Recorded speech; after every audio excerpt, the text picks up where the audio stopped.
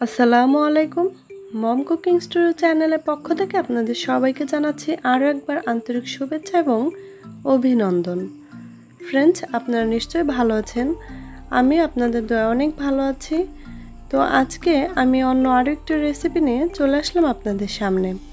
আজকে আমি আপনাদের তৈরি করে দেখাচ্ছি কোকোনাট চিকেন কারি বা নারিকেল দুধ দিয়ে চিকেনের একটি রেসিপি।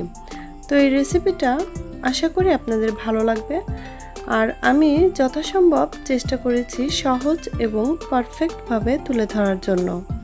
তো আশা করছি প্রতিবারের মতো এই রেসিপিটাও আপনাদের খুব ভালো লাগবে। চলুন তাহলে কোকোনাট চিকেন কারি রেসিপিটার প্রসেসটা একবার দেখে নেওয়া যাক।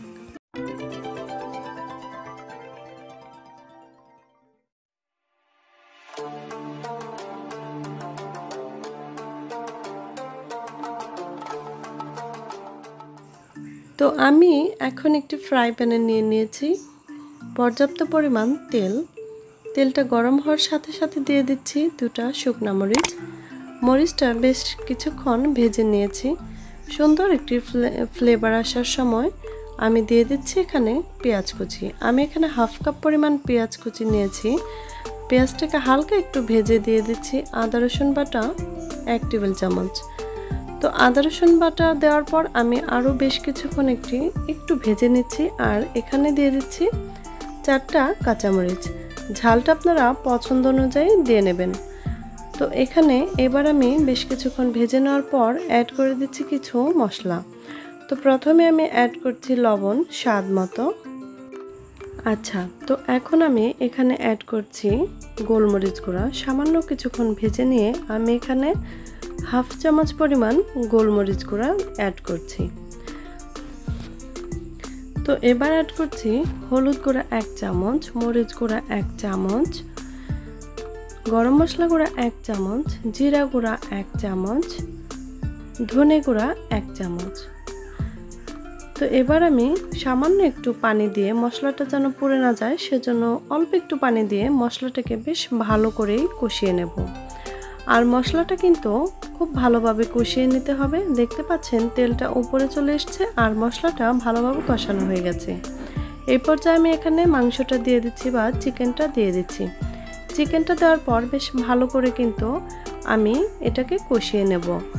এই জন্য মশলাগুলোর সাথে খুব সুন্দরভাবে মিলিয়ে নিয়েছি। এবার 5 মিনিট এভাবে রান্না করব, আর একটু নেড়েচেড়ে দিয়ে তারপর উল্টে পাল্টে দিয়ে রান্না করে নিয়েছি। এইবার এখানে আমি অ্যাড করছি কোকোনাট মিল্ক। তো এখন আমি এখানে অ্যাড করে নিচ্ছি বাটিটা ধুয়ে অল্প একটু পানি।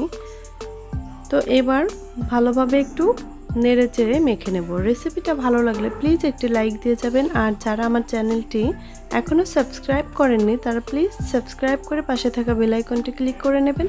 এতে করে আমার নতুন ভিডিও আপলোড করার পর নোটিফিকেশনটা সর্বপ্রথম আপনাদের কাছে পৌঁছে যাবে। তো এবার ঢাকনা দিয়ে ঢেকে বেশ কিছুক্ষণ রান্না করে নেব। তো দেখুন রান্নাটা কিন্তু অনেকটাই হয়ে গেছে।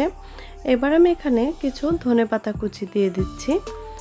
আর ধনেপাতা কুচি দেওয়ার ফলে কিন্তু এর স্বাদটা অন্যরকম আসবে আর ফ্লেভারটাও খুব ভালো আসবে। তো এবার ধনেপাতাটা দেওয়ার পর আমি ভালোভাবে কিছুক্ষণ নেড়ে চেড়ে রান্না করে নিচ্ছি। তো ঢাকনা দিয়ে জাস্ট 5 মিনিট আমি লো ফ্লেমে রান্না করে নেব। তো 5 মিনিট পর দেখে নিন রান্নাটা কিন্তু আমার শেষ হয়ে গেছে।